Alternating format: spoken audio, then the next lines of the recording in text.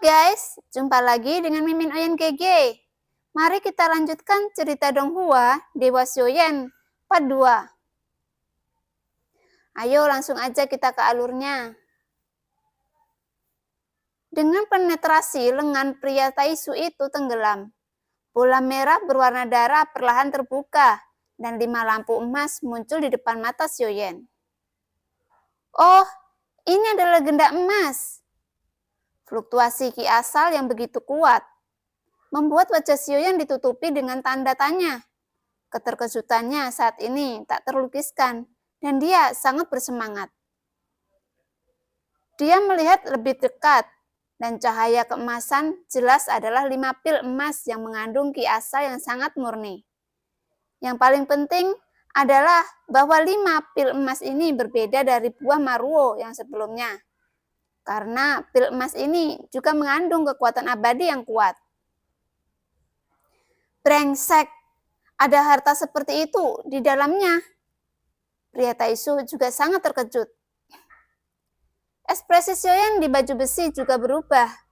Meskipun dia sangat senang saat ini, karena jika dia mengambil 5 pil emas ini, dia mungkin bisa menerobos ke puncak dewa 9 bintang yang berjuang dalam satu gerakan. Apa yang membuat Xiaoyan bahagia adalah senyum masam yang tak berdaya. Mungkin akan sangat bagus jika 5 pil emas ini muncul lebih awal. Sekarang setelah dilihat oleh pria Taisu, bukankah mereka akan diberikan menjadi 2 bagian? Xiaoyan yang mengenakan baju besi memancarkan niat membunuh di matanya. Pada saat ini, dia tidak ingin berbagi 5 pil emas dengan pria Taisu. Lagi pula, untuk Xiaoyan, efek 5 pil emas sangat besar. Kekuatan dewa terus meningkat. Tujuan Xiaoyan adalah untuk menembus keabadian kaisar. Untuk menerobos keabadian, dia harus terlebih dahulu mencapai puncak dewa bintang 9 pertarungan. Oleh karena itu, 5 pil emas ini sangat penting bagi Xiaoyan. Ini terkait dengan apakah Xiaoyan dapat menembus ke puncak dewa bintang 9 pertarungan dalam waktu yang sangat singkat. Dan itu juga mengandung kekuatan abadi. Meskipun dewa tidak dapat menyerapnya, mungkin kekuatan abadi ini, inti emas, mungkin tidak sama, yang dapat memungkinkan Xiaoyan untuk menyentuhnya. Kekuatan keabadian meletakkan beberapa dasar untuk menembus keabadian. Tinju Xiaoyan sedikit mengepal saat ini. Dia ragu-ragu apakah akan memecahkan pria Taisu saat ini, dan dia menimbang pro dan kontra di dalam hatinya. Itu hanya tergantung pada bagaimana pria Taisu itu membuat pilihan. Masih dapat diterima untuk memberi Xiaoyan 1. Jika dia ingin berbagi dengan Xiaoyan, maka jangan salahkan Xiaoyan karena kejam. Pria Taisu perlahan-lahan mengulurkan tangannya, mengambil pil emas dan meletakkannya di telapak tangannya untuk memeriksanya dengan cermat. Pada saat ini, niat membunuh di mata Xiaoyan tidak bisa lagi disembunyikan. Dan tidak ada satupun dari 5 pil emas ini yang bisa dilewatkan. Cedera pria Taisu belum sepenuhnya pulih, dan sekarang jelas yang paling sulit untuk membunuh pria Taisu, dan menggunakan waktu yang baik. Ah, sayang sekali. Tepat ketika Xiaoyan hendak memulai, dia mendengar pria Taisu itu menghela nafas dalam-dalam. Pil emas ini tidak banyak berguna bagi kita dan tidak bisa ditelan. Lebih baik mengirim beberapa senjata dan menyerang warisan. Sepertinya keberuntunganku tidak terlalu bagus. Pisau yang sudah dipegang Xiaoyan di tangannya tiba-tiba jatuh. Tidak apa-apa, tidak apa-apa. Pil emas ini tidak berguna. Tapi itu lebih baik daripada tidak sama sekali. Aku akan menyimpannya dulu. Mungkin mereka akan berguna di masa depan, kata Xiaoyan kepada pria Taisu itu dengan nada menenangkan, yang sedikit mengangguk. Xiaoyan melangkah lebih maju saat ini, dan mengeluarkan beberapa pil penyembuhan, dan menyerahkannya kepada pria Taisu untuk menghilangkan kecurigaannya. Dari mana kamu mendapatkan pil ini? Kualitasnya cukup bagus. Pria Taisu itu dengan senang hati mengambil pil yang diberikan Xiaoyan. Tampaknya Dia lebih peduli dengan pil penyembuhan yang diberikan Xiaoyan daripada 5 pil emas. Dengan tatapan acuh tak acuh, Xiaoyan mengeluarkan botol giok dan memasukkan ke 5 pil emas ke dalam botol. Kamu sembuh dulu, dan aku akan melindungi hukum untukmu, Xiaoyan berkata kepada pria Taisu, yang tampaknya sama sekali tidak tertarik pada jin dan satu-satunya kemungkinan adalah bahwa pria Taisu di dalam baju besi dewa palsu terlalu lemah, apalagi seorang abadi yang berjuang.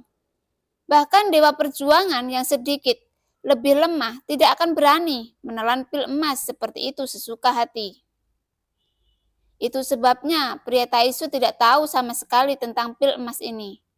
Dalam hal kekuatan yang tidak mencukupi, pil emas ini tidak hanya akan gagal untuk meningkatkan kekuatannya, tetapi bahkan origin ki dan kekuatan abadi yang terkandung di dalamnya akan berakibat fatal.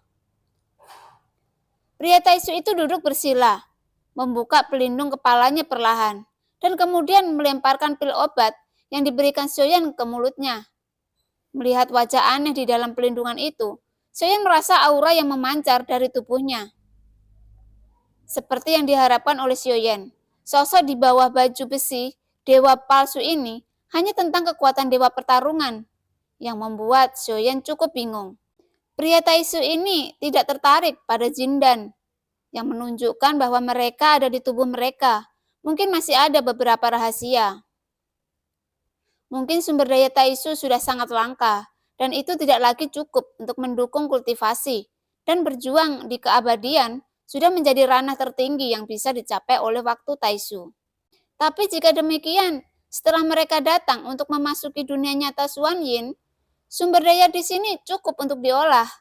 Tetapi, mengapa kekuatan mereka masih pada tingkat pertempuran abadi?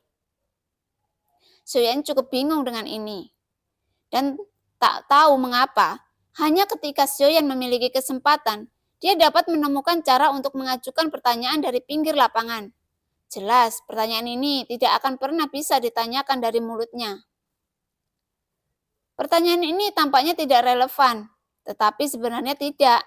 Hanya dengan cara ini, kita dapat lebih memahami Taisu. Jika ada dewa pertempuran yang lebih kuat di dalam baju besi dewa palsu, maka kekuatan tempurnya akan lebih kuat. Tetapi tidak ada orang palsu yang ditemui Xiaoyan sejauh ini, termasuk pria Taisu di depannya, hanya dewa pertarungan.